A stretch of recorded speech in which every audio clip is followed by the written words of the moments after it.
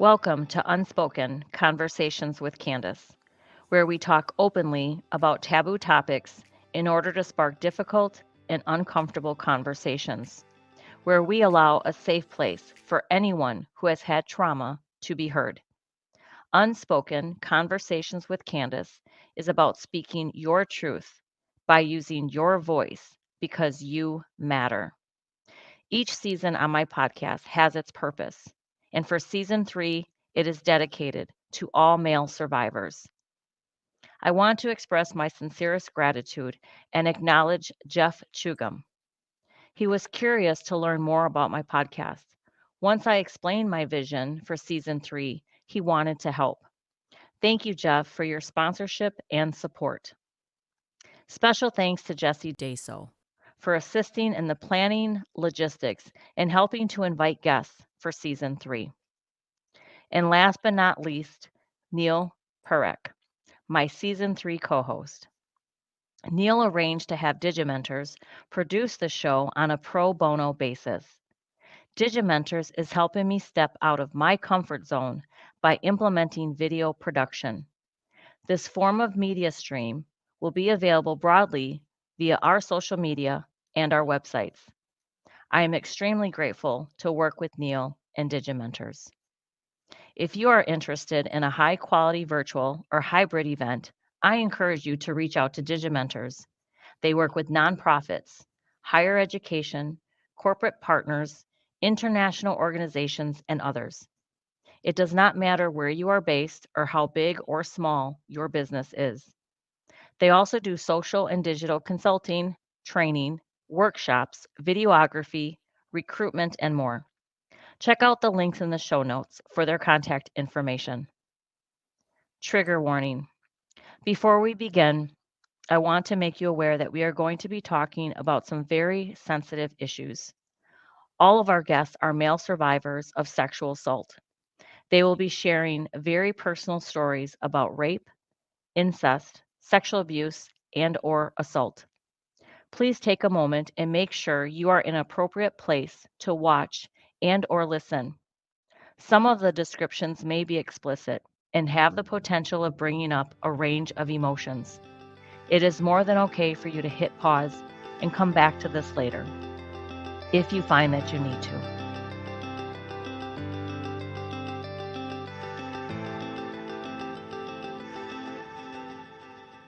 I'm very excited to have my next guest, Neil Parekh, here on my show. And I am going to read Neil's bio just to kind of introduce him to everyone to the show. So, Neil Parekh is a marketing and communications professional with more than 25 years of experience telling other people's stories. He worked as a lobbyist, journalist, with the state legislature, with a U.S. aid project in Egypt, a labor union, and United Way. For the past 2 years, he has been working with Digimentors, using live stream events to tell stories for a range of clients, including nonprofits, corporate partners, and other organizations. The hardest story he has ever had to tell is that of being sexually abused by a neighbor when he was 7. It was only a few years ago that he first spoke publicly about this. He couldn't have done it without the help of Dawn Helmrich, a former guest on my podcast and founder of Denim Day Milwaukee. As we'll hear today, by his own admission, Neil is still finding his voice. He and his wife have been together for 28 years, married for 20, and they have a 9-year-old daughter. They live in Springfield, Virginia. So I want to welcome Neil to my show. Hi, Candace. Hi, Neil. How are you?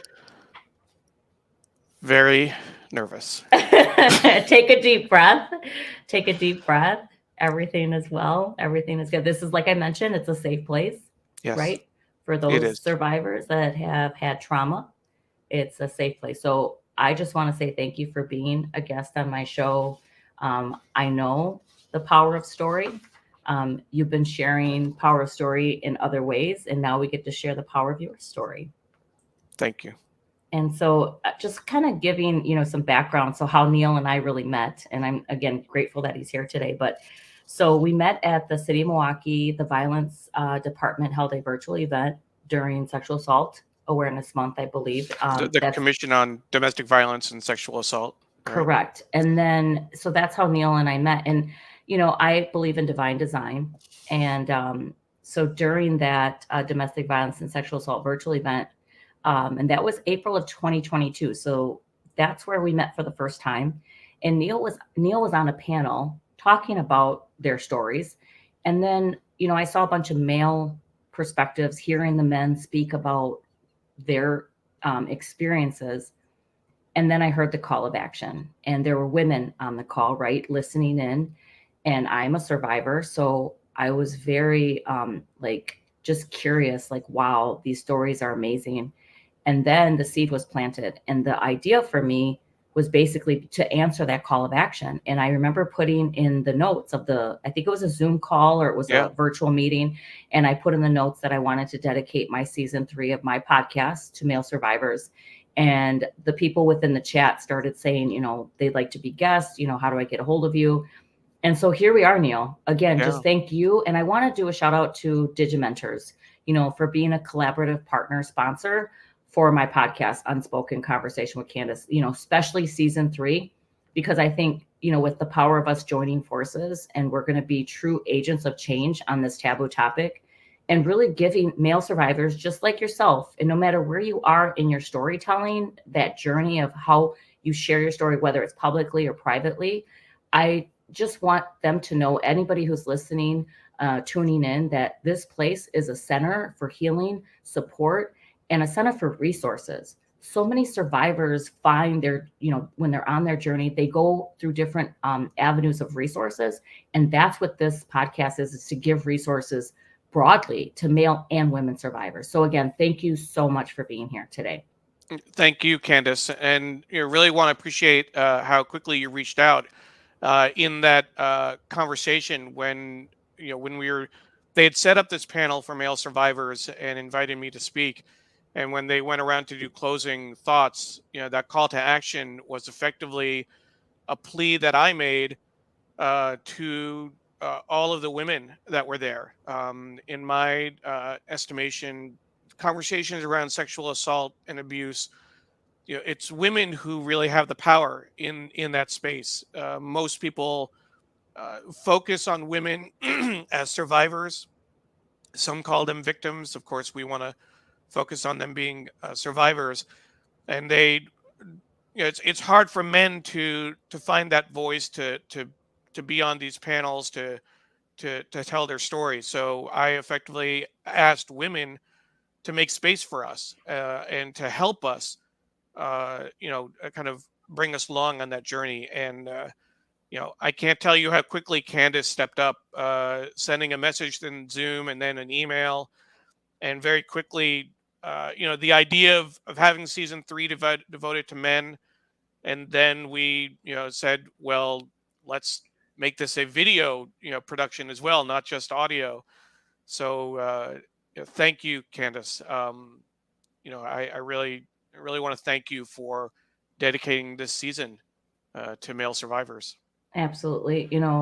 I think what struck me on that call was just what you said. Sitting there listening, and men saying that sometimes they don't want to come forward, right? That hurts in itself. Like, they should be brave enough to want to come forward, but there's the stigma around men not being able, or not, that can't happen to men, but it does. And then the men saying that when they would go to resource centers, or if they went to a place, a lot of the pictures, the media, it's all related to women. So just the pictures and the element of it's for more geared towards women. And that kind of would make them withdraw. Like, I'm not going because it's all for women. They don't care about the males. And that's really not true, right? Because there's therapists there to help men and women. But it's just the perception of when a person walks into a resource center. So, I mean, that alone. And so again, when I wrote my book and I went on my own journey, and then the podcast was created as part of that platform, I was, recording season 2, but then I was already thinking ahead. I'm such a planner, and I'm thinking, well, what can I do for season 3? And then lo and behold, this falls right in my lap. And again, I believe in divine design. Everything happens for a reason. I have my faith. So I believe that was just the power of coming together and it just was in my lap. And, by day I work as a healthcare IT professional, right? So I also, being a healthcare IT professional, I'm dealing with, I hear about mental health, taking care of your wellness, all of that. So being embedded in that, but then also telling my personal story, I was able to, not one of my calls for work got canceled, so I could jump on the Zoom call. So had I, had that meeting not canceled and I wasn't able to jump on that call, this might have never happened. So again, I just know that this was all supposed to happen. So I just, again, thank you again, Neil and Digimentors, for doing this with me. This is amazing. And I want to Absolutely. now give you again this opportunity. This is for you to share your story. So I know we've kind of talked to kind of set the tone for the season, but you will be our first story to share of the season. And I'm just so grateful that you're my guest to share your story with the audience here and the listeners. Thank you, Candace. So my story, and this is the moment of truth for me. Um, when I was 7, I was sexually abused by a neighbor. Um, and what happened was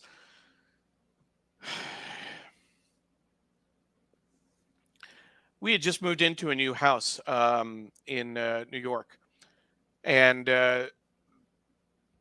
this neighbor came over and knocked on the door and said he needed help with a Cub Scout project. And I said, okay, sure. I didn't think anything of it. Um, and we proceeded. He came inside, and I have kind of very vague memories of that time. I mean, it's kind of patchy. I'm almost 50 now, so it's it's been 43 years, um, 42 years, I guess, to be exact. Um, I think there was someone that was over, watching my sister, like a older babysitter. They made it like a older woman.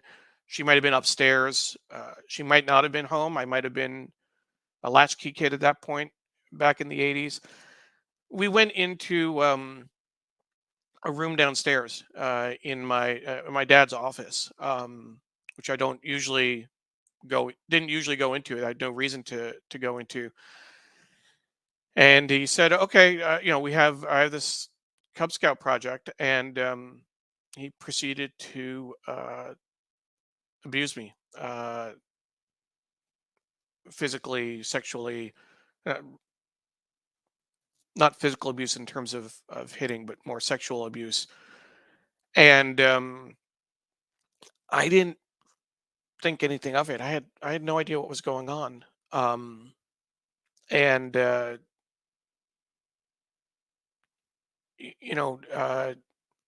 he left after I don't know however long we did stuff. And I honestly, Candace, don't remember what what he did. Um, there was touching, and I know his pants were down, my clothes were off. I can't tell you what happened specifically. Um, After he left, I went upstairs and I mean put my clothes back on. Went upstairs. I was watching TV. My parents came home. They usually came home around 5:45 or so, and when my dad saw that the light was on in his office, he just asked me, "Neil, why is the light on in my office? Did you go in there?" Split level home, and I said, "Oh yeah, yeah. I my neighbor came over, and I do my best not to name him, but sometimes it slips a little bit. I think I caught myself. You know, our neighbor came over, and he had a Cub Scout project to do. He needed help with. Oh, really? Oh, well, okay, yeah. And then I started telling him, oh yeah, we did this, and blah, blah. I was just describing all the activity. I could have been talking about playing with Matchbox cars. I could have been talking about I'm trying to think of 7-year-old Lincoln Logs or whatever. Uh, it meant nothing to me. The words were just words. I had no context for them. No, nothing. My father, of course, instantly knew what I was talking about and was incensed. And the next thing I remember, again, my memories are kind of in little scenes. We marched over to the neighbor's house, literally adjoining properties, uh, and I remember standing in front of their door, and that boy's father, the door opened, and the boy's father kind of looking back in the house, yelling his name, "Get down here! Get the hell down here!" That kind of thing. And then that's really all I remember. And we were home at some point. And that's it. At least that initial part, that's the story. I don't remember any, there was no reporting, there was no counseling, there was no discussion, there was nothing that happened afterward. It's possible that he may have been sent to military school for a period of time. I don't know if that happened later or earlier, or if it was directly tied to it. I don't know. The hard part for me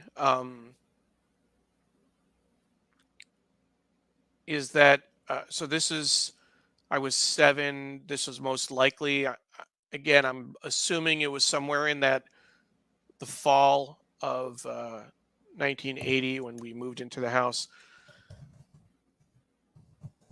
The next summer, and I continued to play with him and his brothers on the street, stickball, street hockey. I was several years younger than them, and they humored me.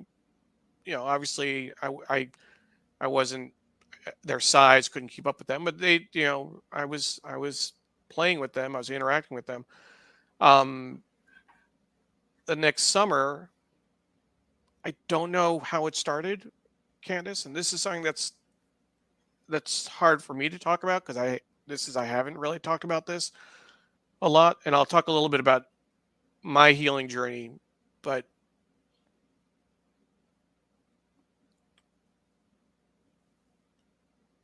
I always thought that I initiated sexual activity with him the following summer and the summer after that. It's like different episodes. We used to get together.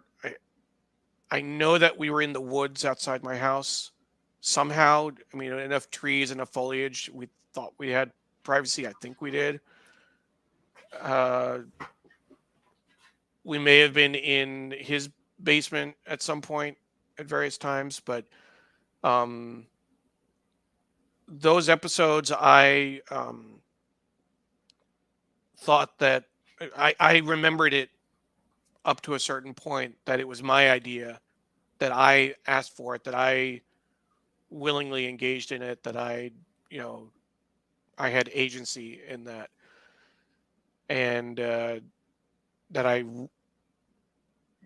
kept asking for it, not in a someone, whatever by their actions that they asked for it, but I literally requested it.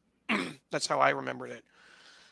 And then at some point it stopped, and he left, and there was nothing else after that. And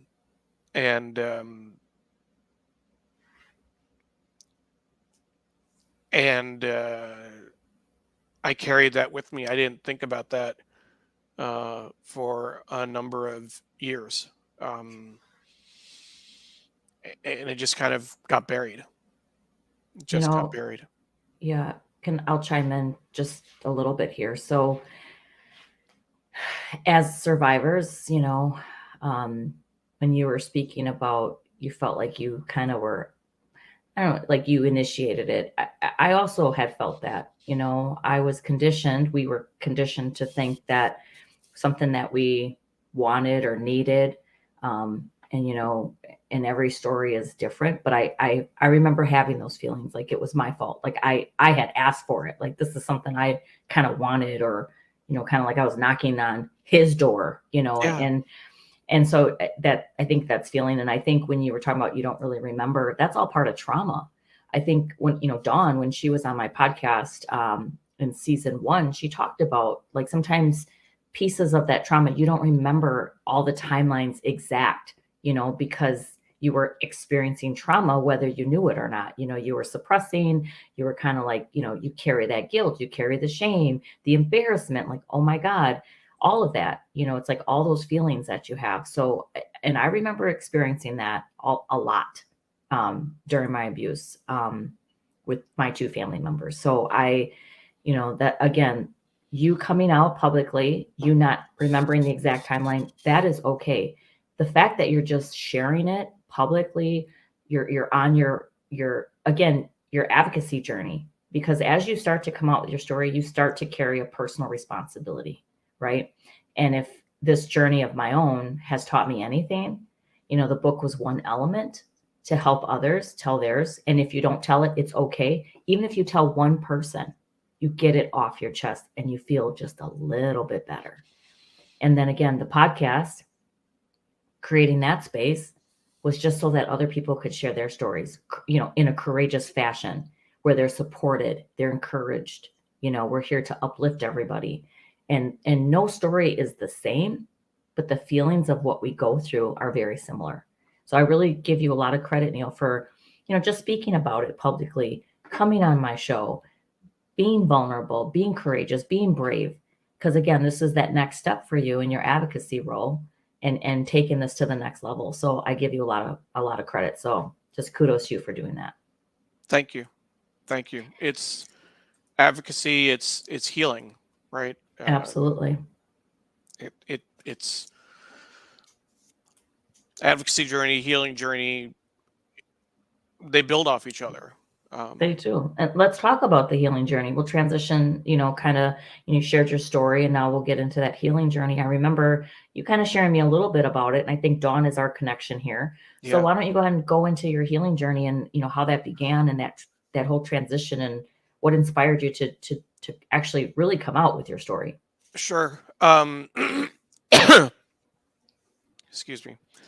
So I had, as I said, I effectively buried that those memories, that experience. The first time that I really thought about it was when I was in college. My freshman year of college, Wesleyan University.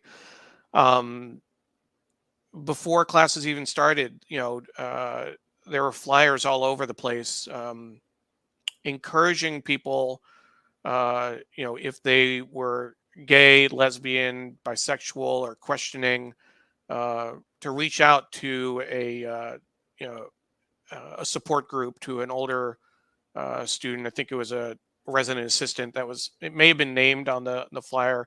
If they just want someone to talk to, there's someone they can talk to. Um, and I kept walking by that flyer, and in while I was in high school, I never had uh, any interest in men. I didn't have any sexual attraction, but that flyer, that questioning thing, really got to me. And I started thinking about what happened with my neighbor, not the initial abuse, but those episodes I talked about where I felt like I had initiated it, that I was asking, requesting it, trying to change the language I use. Um, and I started wondering, does that mean I'm gay? I didn't even think I don't even think that bi was in my lexicon at the time. It was just I had engaged in this sexual activity. What does that mean? And I sought out a therapist on campus to have a conversation. I think it was a therapist. I don't think I spoke to an older student. Um, and they asked the questions that I started with. That well, I mean that's I mean they were very supportive of what my story was and what happened. But they asked those simple questions: Are you attracted to men? Have you had any other sexual encounters or relationships or interest? So nope, nope, no. Then it said, you're probably not gay. I mean, it's not. It's like straightforward thing, but at the time it was profound. And so I was able to put that aside. And there were other points at school when that came up, that were very meaningful to me. There was a specific speak out. I forget the name of the event, but it was Take Back the Night. I think it was where people told their stories, and I think there was a rally on campus, and that brought everything back for me as well. So there were times when these memories would come flooding back and really grab a hold of me. Um, but it really didn't. I didn't really contend with it. I've, I've, I meet with a therapist. I've met with several therapists over time, based on where I lived and moving and that kind of thing. But I'll tell you, as a side note, Candace, mental health is a whole different issue. I mean, you know, that's a whole different season. Obviously, it relates to what we're talking about, but I um I found it's easy. So I started talking a little bit about uh, my. I'll try and figure out the story. So But I think, no, real quick, it's important to talk about just your neighbor, right? I'm assuming he wasn't an adult, two children engaging, right? And yeah, that's happening, even though he might have been older, you were yeah, younger, it's still, abuse, it's still sexual abuse. it was. And a lot of times you just wonder, and these are things that we different survivors talk about, and even with the National Foundation of NCAN, learning some of these things during their research and their studies, is that children learn that from someplace else. So maybe it wasn't someone in his family, but somebody they knew. And again, don't know what that response was. Yeah, Maybe there was inklings there, or oh no, now we've been exposed. Oh no, so I don't know. yeah, But either way, a lot of times, but it's still like they learn it from somewhere. And I can even say for myself, I was at 5 years old, being touched inappropriately by my uncle. Things never escalated sexually, but just the fact that his hands were in places that they shouldn't have been. And then I know I was taught something. So me and my cousins would sometimes play house, and we would either touch or kiss, or I mean, but we're 5, 6, 4, 3. I mean, we're young kids. sure, And if someone catches that, it should be corrected. You should have a conversation. Parents need to chime in. So I didn't really write about that in my book, but it was something like I thought about, like kind of in hindsight, because you don't have those memories. Other things come up based on other conversations you have. And sure, so you, again, not knowing the exact time frame, that is okay, Neil. Like whatever it is you do remember and how things came up, that's all part of that healing journey, especially if you haven't publicly always talked about it. I know sometimes even in interviews I've done, I'll be like, oh, why did I say 5 to 11? I was until 15, like I'll forget because I'm in the moment, or I'm just saying something. And so we shouldn't be penalized for not forgetting. So sure. just know that. I just Yeah, want you to know that. But I know healing is a big thing, and mental health, you're appreciate right. that. But there's stigmas even around you coming Well, that out and disclosing. that's what I was going to talk about. So I was trying to, where did I want to go with the story? So the stigma of mental health. What I was just going to say as a side note is to preview the story. I have, I eventually started talking about being abused, and I've shared it in a few places. Um, but I actually had dinner with Dawn and another colleague from United Way once, after I had first talked about being abused, and I said, you know what, I'm more comfortable talking about being abused, having have a history of being abused, more comfortable saying that out loud than to say that I have anxiety and sometimes I deal with depression, that I see a therapist, um, that it was, that's, to me, was very telling. I think that I feel like there's more of a stigma around mental health than there is around abuse, at least for my in my world, in my mind. So I And was I feel like they're tied, right? I think there's right, that sure, tie. They are definitely tied. And sure. I'm gonna say, Neil, I'm 51 and I have bouts of depression. I'm a workaholic. I can't say no. Like those are all traits of trauma. Well, that's the whole. I mean, the workaholism Yes, and that's a little bit of OCD and the anxiety, the imposter perfection, syndrome, being want to be perfect at everything because yeah, just a little bit. just to bury, repress, suppress all of that. Because That's all there. if you pause and things slow down, you start to think and reflect. And then that's where sometimes I go into my dark hole. Yeah. So, So in terms of my evolution, my healing and advocacy work, I had these things in college. Okay, and then I put that aside. I'm seeing a therapist when I was in Seattle, and shared the story. I think that actually I started seeing a therapist because I had a particularly dark time. Was very depressed. Um, and then I didn't really start engaging with these issues until I met Dawn at a conference for United Way. She shared her story in not specifically her story, but just the fact that she was a survivor on a when she was speaking on a panel about other issues. How I can't remember how she worked it in, and I just made a mental note of it and talked to her later. Um, and the first kind of step that I took was to help promote this event called Denim Day, where people wear jeans to support survivors of sexual assault. She told me about it, and the first year I encouraged, I amplified what I saw coming out from Milwaukee. The next year, I encouraged other United Ways to participate, and then I also organized you know a group photo at United Way Worldwide's headquarters. And so, like every year, I did a little bit more. And as I was doing that, I was in my mind like I was doing it as a way of supporting that issue, and that's how I was kind of accessing that. Like I was also a survivor. Nobody else knew that, but this is my contribution. Um, and the first time that I spoke about this publicly, I produce a weekly show called Sri's Sunday New York Times Read Along, and the first time that he asked me to be a guest host, it was in April, and I said, "Great, I know exactly who I'm going to call to be my first guest," and it was Dawn Helmrich, and I had her talk about Denim Day.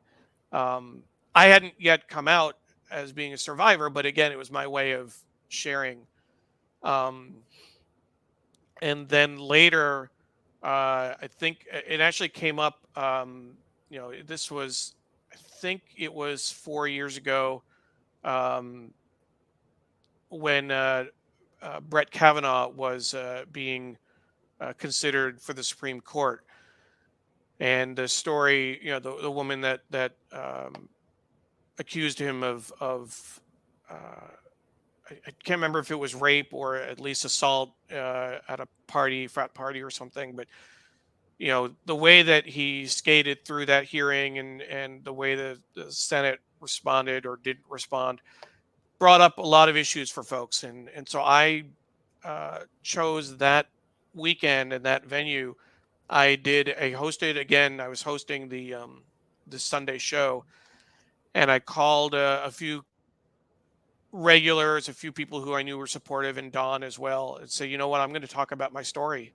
I was home that weekend in New York, at the house where I grew up. My mom still has the house in Hastings, um, and in that, it was a public event, but it was a safe space because there were a lot of regular viewers.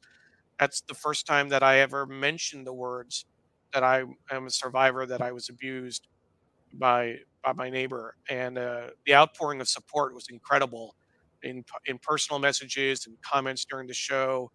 People who reached out afterward. It was very moving, and so much so that I felt comfortable writing a blog post for United Way, uh, pointing to resources for people who are survivors, and for families to help talk about it.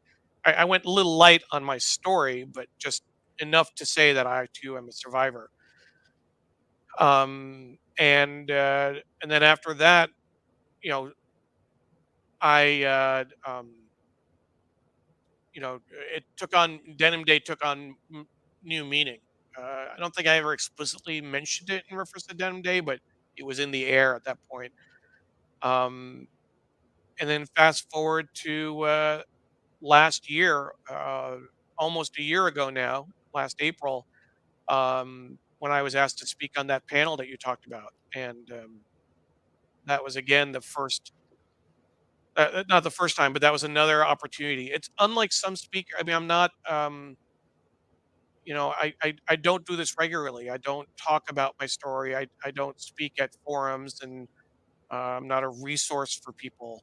That might be further down the line for me, in terms of where I go. But I'll tell you that, after uh, that forum where I shared my story, um,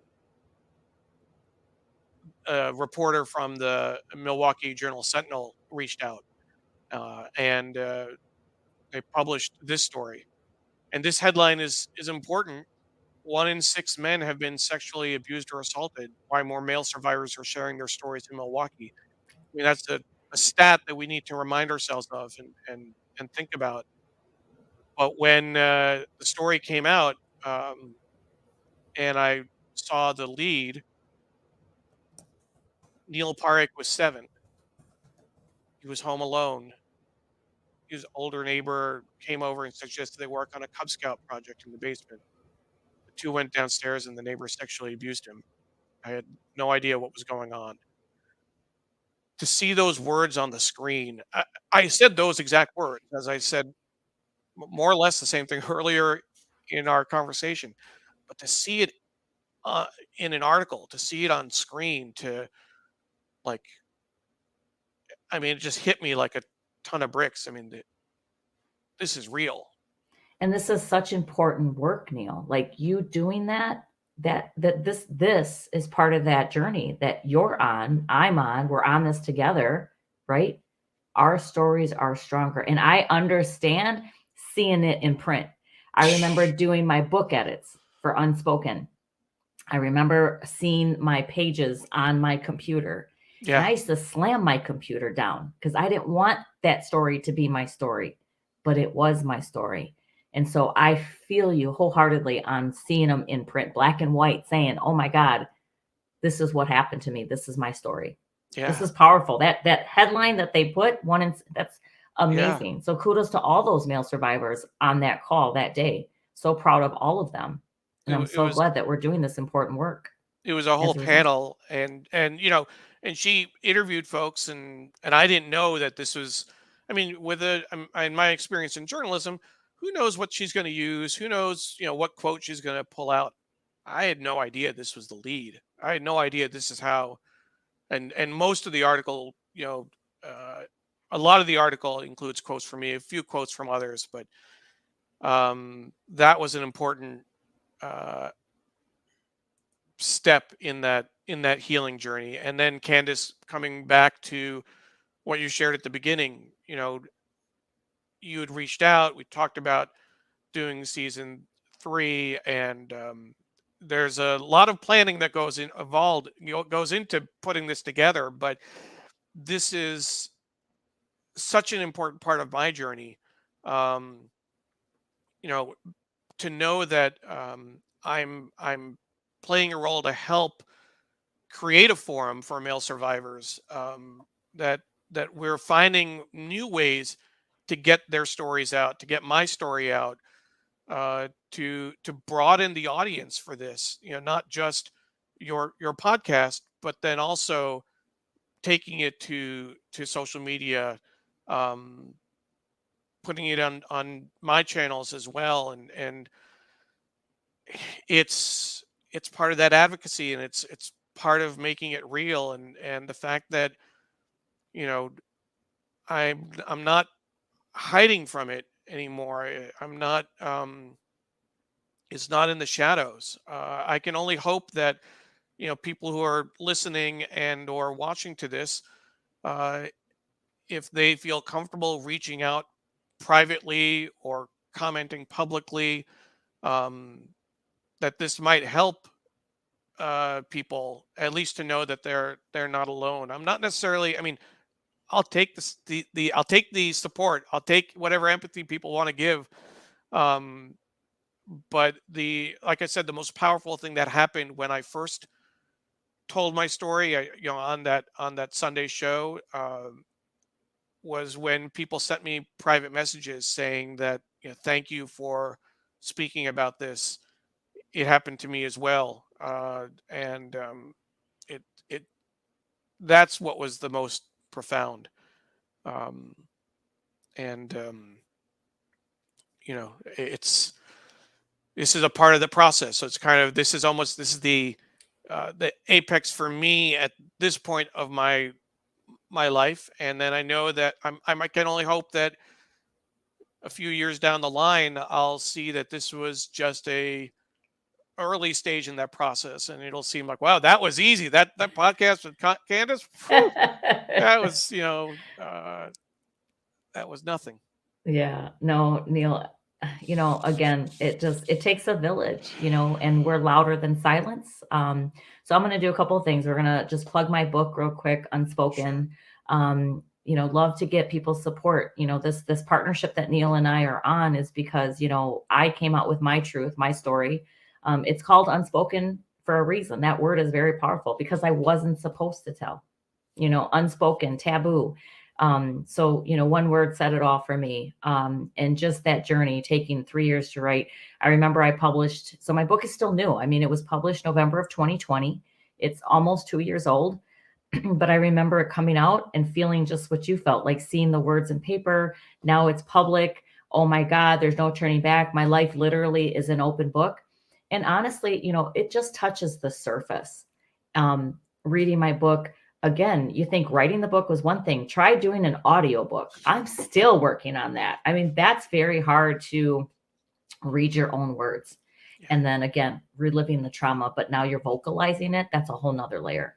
Yeah. So again, just, I wanted to make sure I plugged the book, but then, part of my personal journey, this is now my mission. Like you said, we're all, each survivor, I would say thriver. We go from being the victim to being a survivor to thriving in life. And I think that's the formula. That's where we want all survivors, right?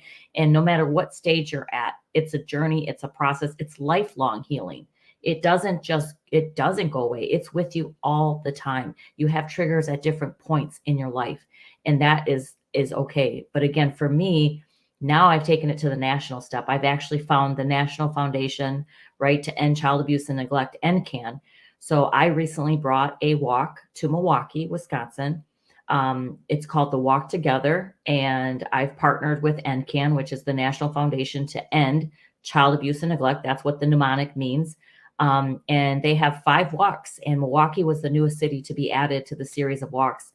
And so, if anyone's listening, tuning in, watching, just know that we're trying to expand NCAN. I do a shout out to NCAN. Lori Poland, she's the founder and CEO of that organization. But yeah, they're in Ohio. We're in Texas, Colorado, Wisconsin, North Carolina. So please tune in, check out their website. If you're so inclined to make a donation, If you're not in any of those cities, they also have a virtual walk. So you can walk virtually from anywhere and help to promote this cause. So, as two survivors here, this is a great way to get plugged into the National Foundation. Just like, the breast cancer awareness and just American Heart Association, they all started with some sort of awareness. And that's what we're trying to do, shine a light on this topic in a positive, uplifting way. And I'm so happy to be part of NCAN. So taking my personal story of Unspoken and now being plugged into a national foundation is amazing. And like you said, Neil, we are both resources going forward. So I'm a resource, you're a resource. It's a personal responsibility, and we're on this journey together. So to anyone listening, this whole season is dedicated, season 3, dedicated to male survivors, telling male perspectives, telling their stories. And Neil, again, thank you to Digimentors for doing this, because we are going to have the scope expanded. We're able to do this video production, this audio production, because, if the pandemic taught us anything, right? You can meet with anyone from anywhere and get to know people. And Yeah. what a great way to have this kind of be a new channel, a new way, and to get to the masses. And I'm so happy that my guests are all over. They're not just in Wisconsin, they're all over. I mean, look at you. You're in another state. So Yeah. this is amazing work. And we're going to have guests, from across the pond, from the UK and from Baltimore and all over. It opens up that idea. And it was interesting that for that panel that I was on, it was a Milwaukee-based panel, and they asked me to speak. I said, well, but I'm not from Milwaukee, and it didn't matter. And that's what we can do with your show, is it just broadens the geography. um and there are so many survivors out there, so many male survivors that we can talk to, but it just makes it so much easier to get that breadth of experience, that breadth of um, diversity of voices. And I'm, like I said, Candace, I'm thrilled that we get to work together. This is something that I've been working on in terms of video production, live streaming for the last 2 years, 2.5 years now with Digimentors. And the fact that we can apply those skills and that experience to such a worthy effort, and to something that's so meaningful, and it's all related. It's kind of, with working on Denim Day, I saw an event that means something, and I was able to apply my skills, social media, marketing, etc., to amplify that. I saw your podcast. You reached out to make it all about men for season 3, and I said, great. And I still remember that first conversation, Candace, when you said we can make it about men. I said, great. And what if we make it a video live stream? You're like, okay. Yeah, nervous But here wreck, we are. losing sleep over it. No, but here we are. This is Yeah. amazing. And I met Dawn through another survivor, Erica. Just want to mention her, and they were both part of the Hope Shining Blue event that's here in Milwaukee, part of the Aurora Foundation. So, and now I work for Advocate Aurora. So again, it's all connected. It's all tied. It's just amazing, the power of connection, the power of people, and how together we are just what NCAN says, right? We're louder than silence. And so, yeah, so that's really what the season is dedicated. And I'm just happy to announce that Neil is a guest today, but he will be my co-host going forward. So I just want to make sure that everyone, that Neil is going to be on this journey for season 3, because I truly felt that, yes, I'm a woman survivor, but I wanted a male co-host to help with that male perspective, to be that survivor voice on the calls, to help facilitate conversation, and so that we can have that open and honest dialogue and be very candid in our conversation. So again, it's difficult and it's uncomfortable, and some people aren't going to like it, but again, it's okay. We're here to do this together. And so as we start to wrap up our show here, Neil, you being a great guest, just, in closing, like, what are you thankful for? What are you most grateful for? With all this journey and everything that we've been through, what are you most grateful for? Or where are you today in life? Just kind of your blessings, right? Everyone has a story, and then you end up going, wow, my life is pretty amazing. Yeah. Well, we've talked about this during the show.